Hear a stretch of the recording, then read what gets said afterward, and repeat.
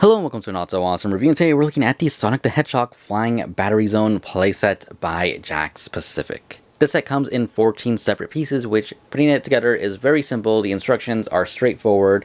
It does come with a classic Sonic as well, and yeah, let's just get on to how we assemble this thing. So putting this together is fairly easy. First thing you want to do is make sure that you have the back line part right here on the right, and the other piece right here that has the peg on the back left. Well, on the back left. And you can just put this on top of the other one and just push down like so to get it in there. Next, we take this block piece, making sure that the little hole right here is on the right, and then we just put it in the pegs down here, snap it in place. Next up, we take the fire piece, making sure that it is lined up like so, because once it gets in there, it does get a little bit tight. So I want to put it so the purple things right here are on the left and the right. And getting it in can be a little bit tricky. It's a little bit tighter than it should be, but it is definitely possible. There we go. Next up, we can take our little bar thing, which I will zoom out for a better angle, but this just plugs in to the back left, which leads to this other platform, which we need this part facing the other direction, so put it that way. Plugs into the tool right here. Next, we grab the little stick thing, the propeller part, and make sure that the sticker is facing the bottom here. Snap that in place, snap that in right there. Then we have our spikes, which do have a small peg here, and there's a peg here and peg here for it. So just plug that in right there, and then plug the other one in right there. Now that we have it mostly assembled, we can add the rings to the top, which go into their own little pegs right here. And there we go with that. And lastly, of course, we put in the background right here for the clouds. Right there. And here we have the set assembled, and honestly for $20 this isn't bad at all. I do wish we had a better background, the more kind of metal factory looking thing in the back, kind of like what we have right here in the front. But aside from that, I do actually really like this set. I've been back and forward on if I want to get any of these smaller sets.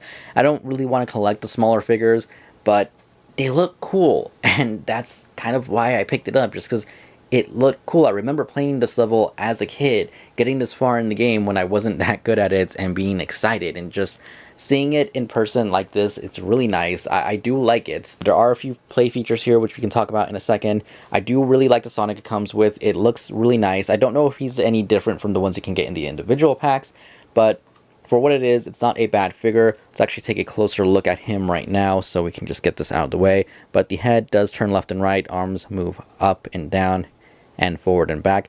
Unfortunately, no glove movement, which is the only thing missing. I feel like the peg in there is more square for some reason. There's absolutely no reason the glove shouldn't move, honestly. They could have just put a ball peg and it would have been that simple like the other ones. So that's kind of weird to me, but it is what it is. Anyways, legs can kick forward, can kick back, and if you move it the right way, to go that way, and there is a rotation at the boot, I want to say. No, just like the ones, no. Okay, so there is no foot rotation, but there is pegs there if you want to peg him into something.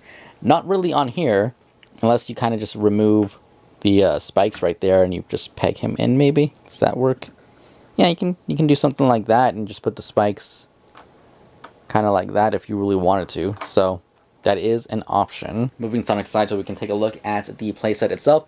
It's very simple, but effective. It looks exactly like it does in the game, more or less. I mean, it's not ringing any bells to me what part of the level this could be, because from what I remember, all the parts with the chains that come down and everything and the fire are indoors, and the parts with the spinning propeller things are usually outdoors, which is why we have the clouds in the back. Kind of weird to see them mix match together, but it's fine. I don't care. Maybe it is from a part of a level and I just don't remember exactly where. But it does what it needs to do. It is flying battery zone, and you can definitely tell just by looking at it. And the cool thing is they didn't skimp out on the detail, at least on the platforms and stuff like that. It is all nice molded in details with the tops, with the two orange pieces on the bottom. The only things that are stickers are the little propeller parts right here where it's black and purple, and of course the blocks right here, and the background. Otherwise, this is all molded in detail right there. Molded in detail, molded in detail.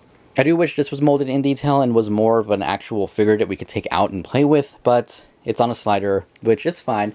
Like I said, it's on a slider right here, so you can just move it down and move it up like so. It's cool and all, but again, I do wish it was more of a physical figure that we could just pop out of there whenever we wanted to.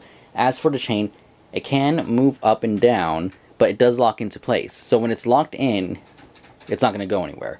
Don't try to pull it down when it's locked in, because you will probably end up breaking it. So what you want to do is hit the lever back here. You'll hear that snap right there.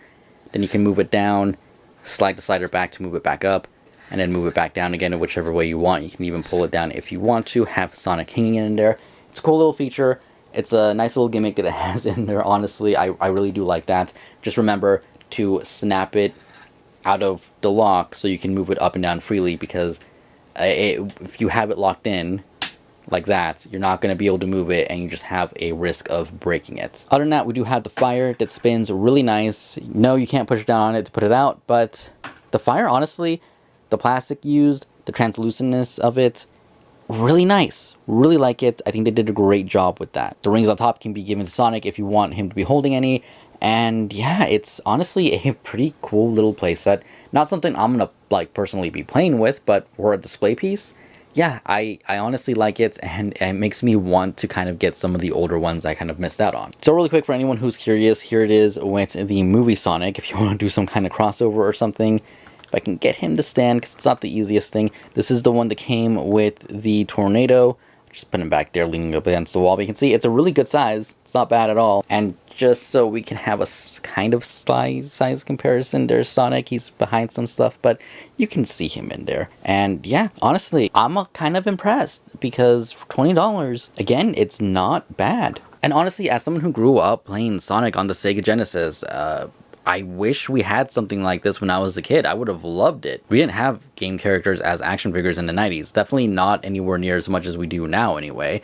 So having a Sonic action figure, getting the Resource one was amazing, but it was basically the only one I ever had. So seeing something like this, knowing that the newer generation gets to play with toys based off video game characters is awesome, because again, we didn't have Mario action figures, we didn't have Legend of Zelda action figures. Yeah, there were some figurines and stuff, but they weren't posable, they weren't available en masse or anything, so it is nice to see stuff like this living on, especially years later. And when you think like Sonic, yeah, that's that game from the 90s, right? Well, here's something from that game from the 90s. Knowing that it's still around and stuff, it's nice, it's awesome, and yeah, I don't really know what else to say other than it's a cool playset. If you have a kid, I'm sure they will love it. If you have an adult collector friend who loves Sonic, I think this is a pretty cool display piece to just put on a bookshelf or something. It's not too big where it won't fit on a very minimized bookshelf. If you collect manga or something and you have your bookshelves spaced out for that specifically, I still think it'll probably fit in there. I'm looking at my shelf right now and I'm like, yeah, pretty sure it could just go slide in. So it's a great size, great collectible, do recommend it. $20, not bad at all.